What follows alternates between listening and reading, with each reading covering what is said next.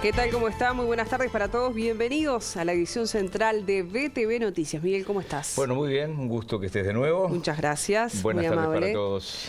Vamos a comenzar entonces a compartir las novedades más trascendentes de este jueves. En el inicio les mencionamos que el Tribunal de Apelaciones de cuarto turno confirmó la formalización del ex senador Gustavo Penades y del ex profesor de Historia Sebastián Mauvecín por delitos sexuales contra menores de edad.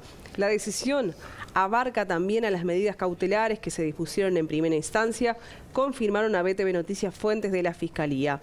Recordemos que Gustavo Penades cumple prisión preventiva por 180 días en la cárcel de Florida, mientras que Sebastián Mauvecín está alojado en el establecimiento penitenciario de Minas. Paralelamente se suspendió la audiencia convocada para hoy, que tenía citado a Horacio Tejera y Graciela De Vecchio, asesores del ex senador Gustavo Penades. La instancia había sido pedida por la jueza Marcela Vargas. De Vecchio, que ya había declarado en calidad de testigo ante la fiscal Alicia Guione, es investigado por haber utilizado el sistema de información de la Corte Electoral con el fin de obtener información de las víctimas del caso, por el que imputaron por 22 delitos de índole sexual a Penades. Por su parte, Tejera fue uno de los involucrados en las escuchas telefónicas que ordenó la justicia. En los audios publicados por el diario El Observador se pudo constatar que el asesor formó parte de esas averiguaciones. En una de las llamadas, Tejera le pidió a De Vecchio información de un joven de 22 años denunciado por el caso Penades y su madre. En ese mismo diálogo, la asesora, que es objeto ahora de una investigación interna en la Corte Electoral, le había manifestado a Tejera que alguien se había dado cuenta de lo que estaban haciendo. Y tenemos otros titulares que son trascendentes en este jueves y lo compartimos.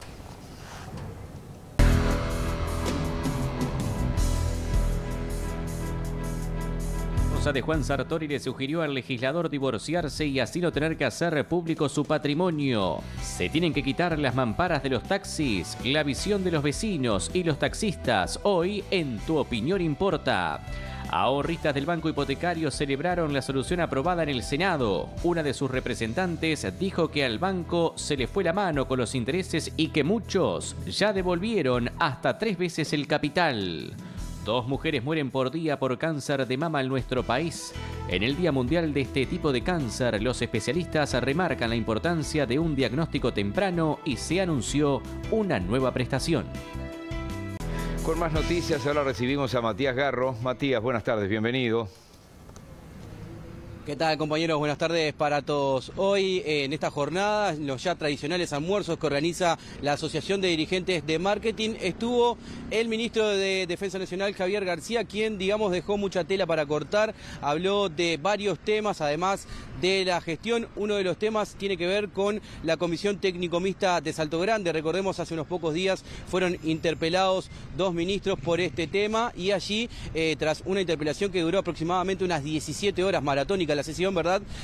La coalición votó una moción donde, bueno, sugieren que se cesen aquellos contratos directos que se dieron a partir de abril de 2020. El ministro de Defensa Nacional fue consultado respecto a este tema y dijo que como nacionalista, como integrante del Partido Nacional, entiende que se debe respetar lo que dice el Parlamento.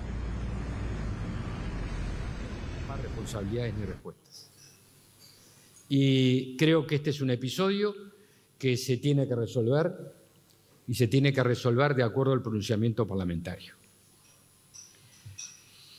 Yo soy blanco y nacionalista, que es sinónimo de republicano.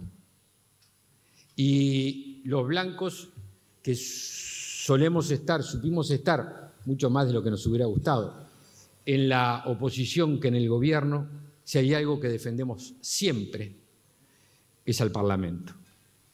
Y esperamos que en los próximos días se cumpla con esta decisión que tomó la Cámara de Diputados. Creo que la haría muy bien, y esto lo opino en mi calidad de militante y de ciudadano. En otro orden, comienza a delinearse el futuro político de varios nacionalistas. Ya lanzó su precandidatura Jorge Gandini. Es un secreto a voces que Álvaro Delgado, secretario de la Presidencia, y también Laura Raffo serán precandidatos a la presidencia por el Partido Nacional. Hoy, Miguel, tú estuviste allí y se le consultó a Javier García sobre su futuro político y dio a entender que también será precandidato por el Partido Nacional. saben que los ministros obviamente no tomamos decisiones individuales. A ver, hablando del mundo político, puede haber decisiones individuales motivadas por otras cosas. Pero desde el punto de vista político, la decisión de estar y permanecer depende del presidente de la República. Y salvo que el presidente disponga lo contrario, este servidor tiene la intención de terminar este año siendo ministro de Defensa Nacional. Tengo en estos 2 meses y medio que quedan mucha cosa todavía en el equipo del ministerio, tenemos mucha cosa por redondear. Los tiempos de la administración en el Estado son largos. Después que pase el fin de año, hablaremos con el presidente.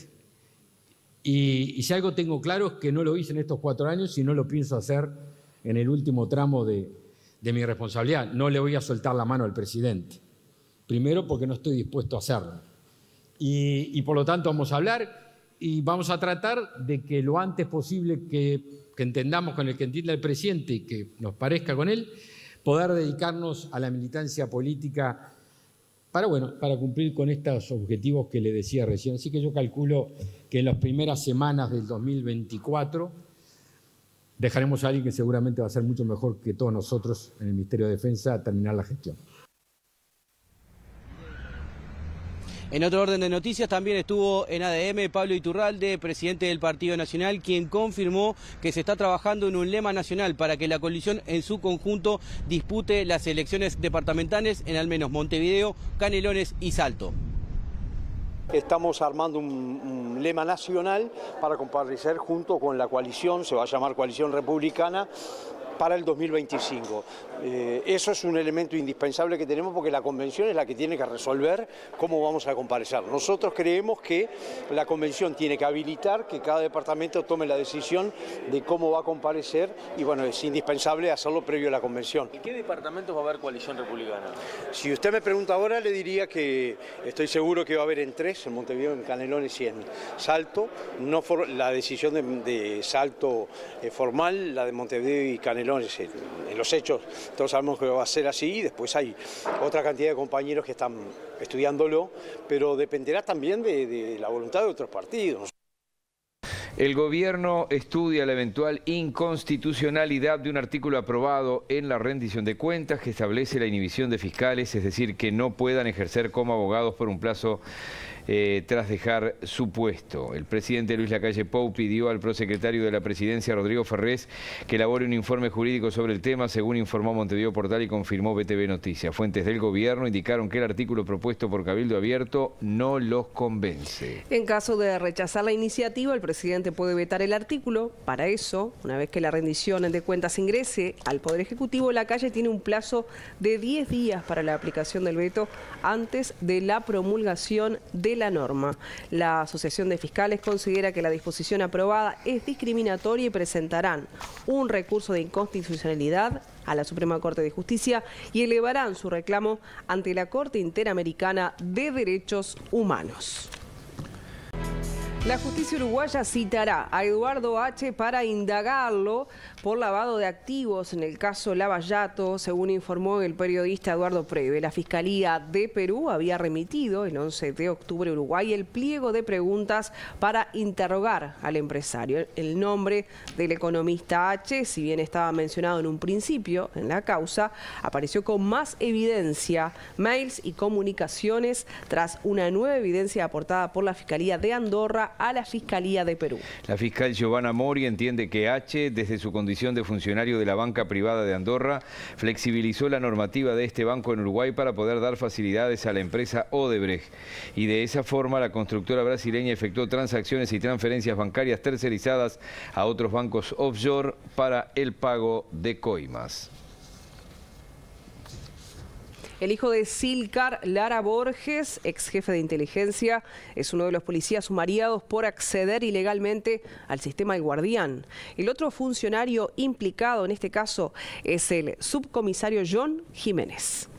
Uno de los policías que fue sumariado por acceder ilegalmente a las escuchas telefónicas del sistema El Guardián es hijo de Silcar Lara Borges, ex jefe de la Dirección Nacional de Información e Inteligencia, departamento donde actuó el único indagado por la causa de los vinos envenenados, el ex policía Ricardo Zavala. Esa oficina de la policía fue la que estuvo a cargo de la investigación del asesinato de Cecilia Fontana de Heber, madre del actual ministro del Interior. El funcionario policial accedió al material que contiene llamadas entre policías y militares luego de que el subcomisario John Jiménez le diera la contraseña, según informó La Diaria y confirmó BTV Noticias. El Ministerio del Interior también inició una investigación interna contra Jiménez, además de denunciar la situación ante Fiscalía. La investigación de las escuchas ilegales es llevada adelante por la fiscal de Delitos Económicos y Complejos, Silvia Porteiro, quien determinará si hubo algún tipo de delito. Por otro lado, la causa de los vinos envenenados está a cargo del fiscal de Delitos de Lesa Humanidad, Ricardo Percivale, mientras que las audiencias por este caso continúan y este viernes declararán como testigo los militares Jorge Pajarito Silveira, Ricardo Medina, Mario Frachele, Gregorio Álvarez Nieto y los policías José Sandelima y Enrique Navas, mientras que el próximo 30 de octubre será el turno del ex policía Ricardo Zavala.